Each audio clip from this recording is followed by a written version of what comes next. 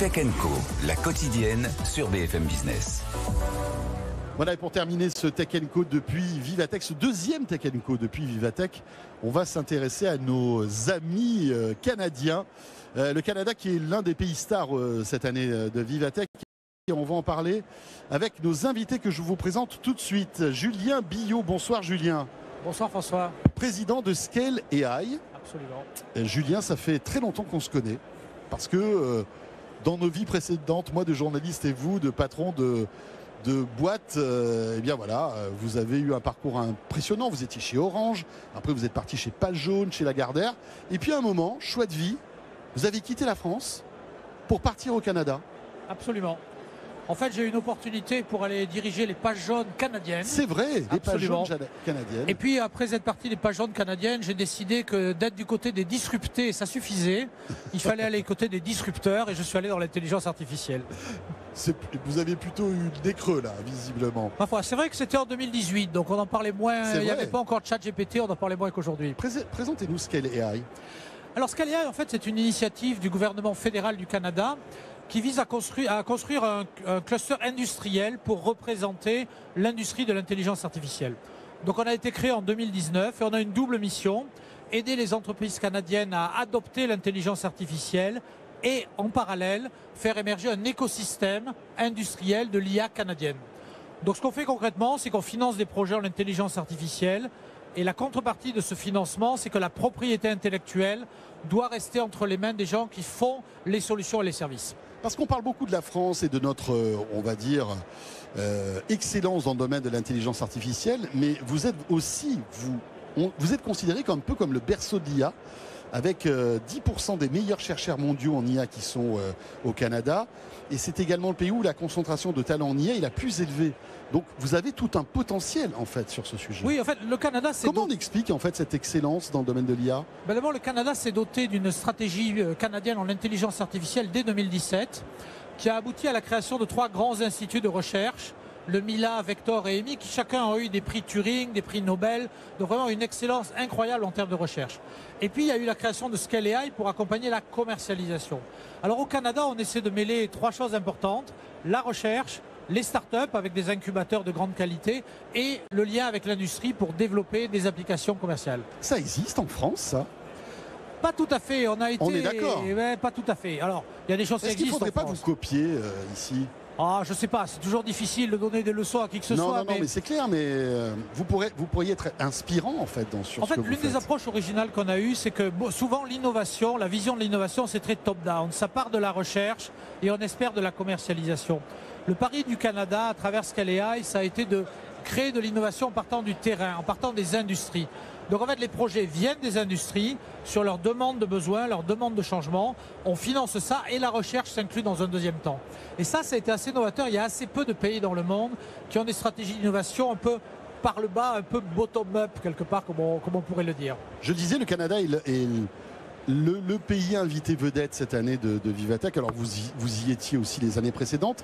Cette année, ça a une saveur un peu particulière quand même. Parce que le contexte géopolitique a fait que nous étions très proches, on l'est encore plus. C'est vrai. Non, absolument. Vous savez, dans toutes les décisions, il faut du talent et de la chance. Puis, on n'a pas... quand on a choisi d'être partenaire à l'honneur à Vivatech, disons que la situation au sud de la frontière était plus stable qu'aujourd'hui. Donc, on a eu de la chance, mais c'est vrai qu'aujourd'hui, ça prend une résonance particulière. Et pour le Canada, les liens avec l'Europe sont vraiment des liens privilégiés, des liens à développer. Et on est très content d'être là pour développer ces liens-là. D'autant que vous avez annoncé hier un ministre de l'IA qui s'est présenté ici même à Vivatech. Absolument. C'est dingue que le ministre de l'IA soit présenté ici en France lors d'un salon tech. Exactement. Écoutez, là aussi, on a un peu de chance parce que le nouveau gouvernement a été assermenté il y a moins d'un mois. Oui. Et donc, on a eu la chance que son premier déplacement à l'étranger, ça soit justement ici à Vivatech. C'est la première fois que le Canada a un ministre de l'intelligence artificielle et ça montre à quel point le Canada considère cette technologie comme une technologie disruptive, innovante, qui peut vraiment changer le cours d'un pays.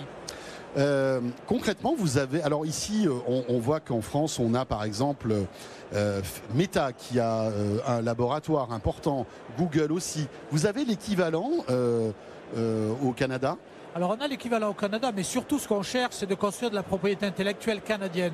Écoutez, Souveraine. Souveraine, parce que le président d'NVIDIA l'a très bien dit hier, on ne veut pas sous-traiter son intelligence à un autre pays. Donc oui, on a des centres de recherche, mais l'objectif du Canada n'est pas que des chercheurs formés au Canada aillent travailler pour des entreprises américaines.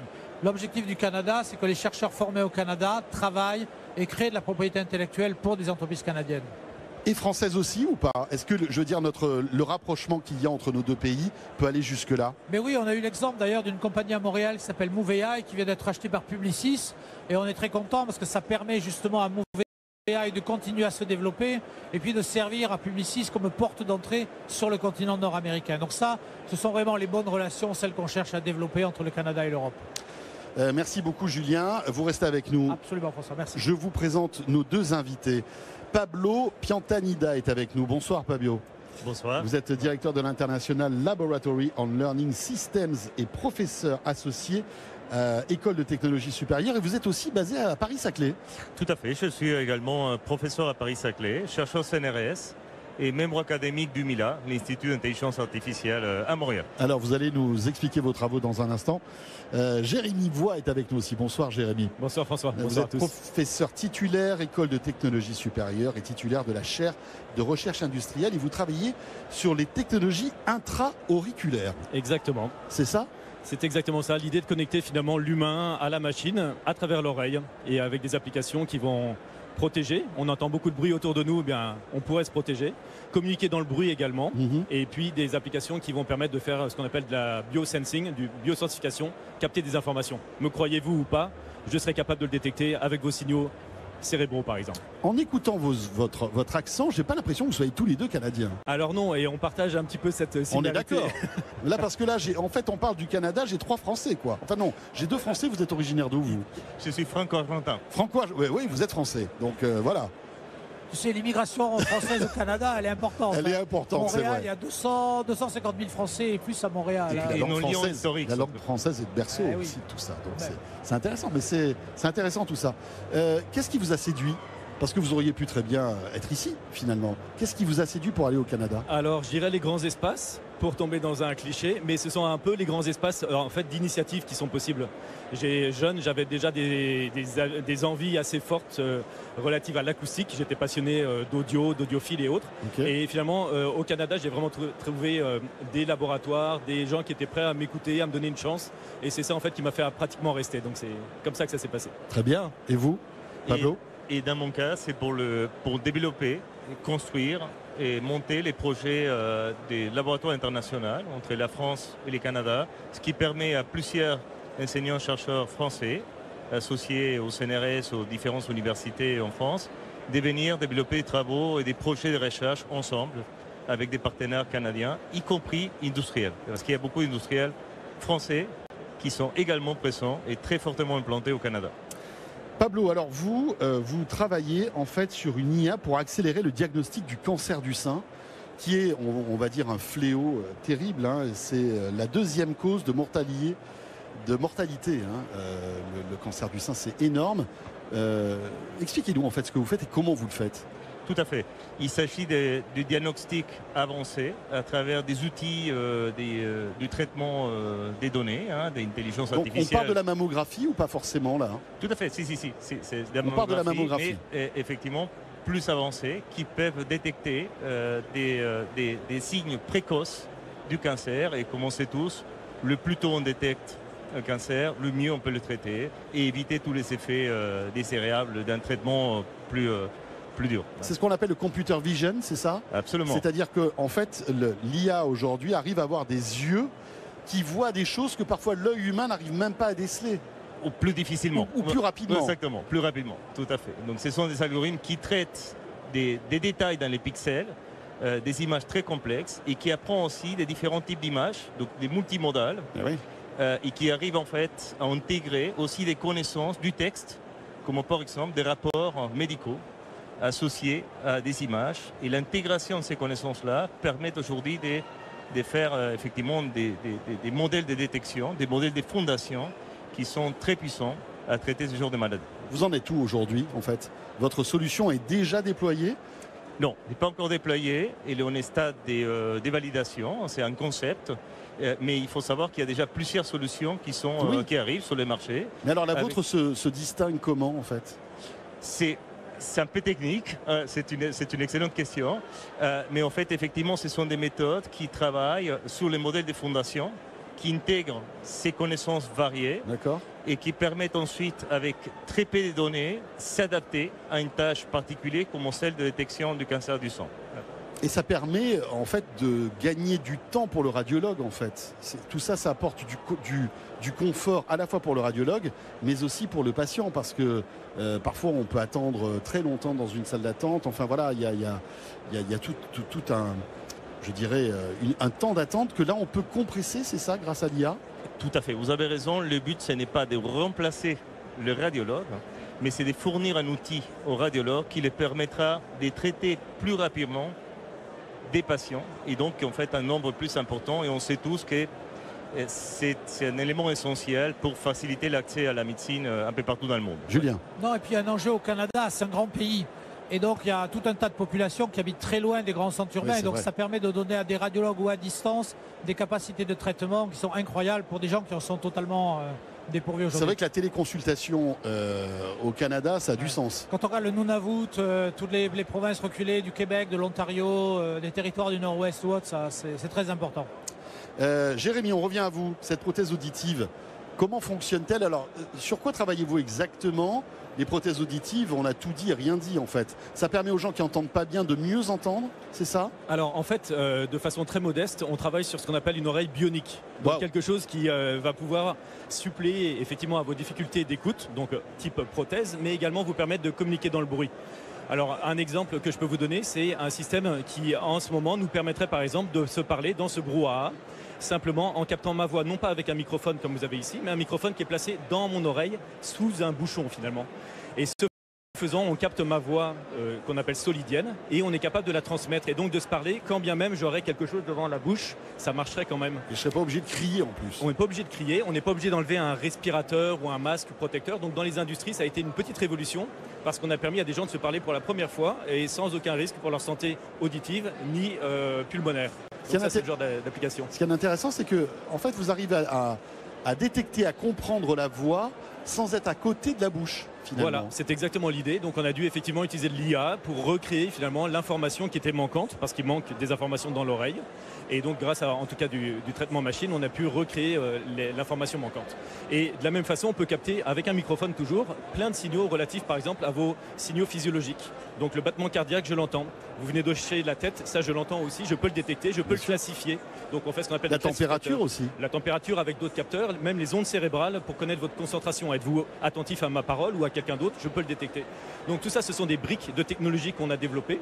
Et la dernière, et c'est un peu celle qu'on présentait un petit peu ici, c'est une brique qui finalement permettrait d'alimenter tous ces bidules. Parce qu'évidemment, ça consomme de l'énergie. Il n'y a pas tellement de place dans l'oreille. La question, est-ce qu'on pourrait récupérer quelque chose? Alors, le mouvement de la tête, pourquoi pas? On a même pensé au mouvement de la mâchoire.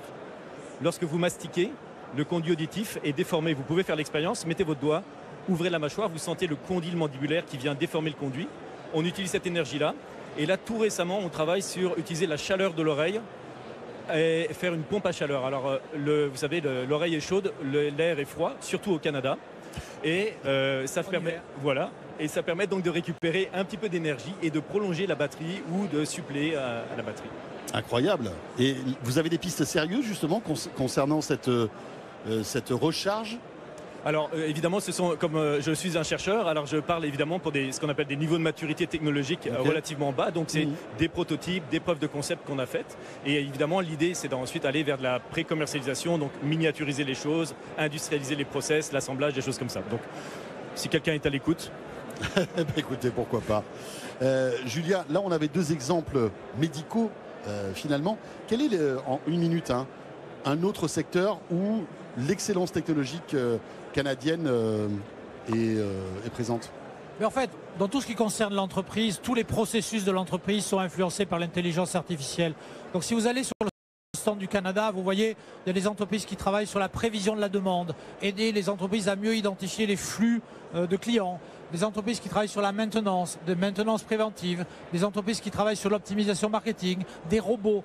Donc l'IA, l'intelligence artificielle dans l'industrie a un potentiel absolument immense pour améliorer la productivité, pas pour détruire des emplois, pour en fait compenser les emplois ou les gens qui n'existent plus parce que toutes nos sociétés manquent de main-d'œuvre en réalité et donc l'IA peut vraiment aider à compenser ce manque de main-d'œuvre. Voilà, c'est sur cette conclusion positive qu'on va se dire au revoir. Merci beaucoup Julien. Merci beaucoup François. Julien Billot, président de Scale.ai. Merci à Pablo Piantanida, directeur de l'International Laboratory Learning System et professeur associé à l'École de technologie supérieure et à Paris-Saclay. Et merci à Jérémy Voix, professeur titulaire, École de technologie supérieure et titulaire de la chaire de recherche industrielle en technologie intra-auriculaire. Vous avez les plus longs descriptifs de postes que j'ai eus dans Tech & Co à Vivatech, messieurs. Merci beaucoup. Pour terminer, merci de nous avoir suivis. Si vous êtes arrivés en cours de cette émission, je vous invite à retrouver le replay puisque nous avons débuté ce Tech & Co, la quotidienne de ce jeudi, avec une interview exceptionnelle, exclusive de Jensen Huang, le pape de l'IA, le patron de Nvidia qui répondait donc en exclusivité à mes questions. C'était au tout début de Tech & Co. Les replays vous attendent d'ores et déjà. Merci en tous les cas de nous suivre et on se retrouvera lundi. Lundi, autre lieu, nous serons au Bourget pour le Paris Air Show. Rendez-vous qu'on adore. On adore parler d'aéronautique et de technologie et d'innovation. Ce sera le cas lundi et mardi prochain. Très bon week-end, à très vite. Merci. Tech & Co, la quotidienne sur BFM Business.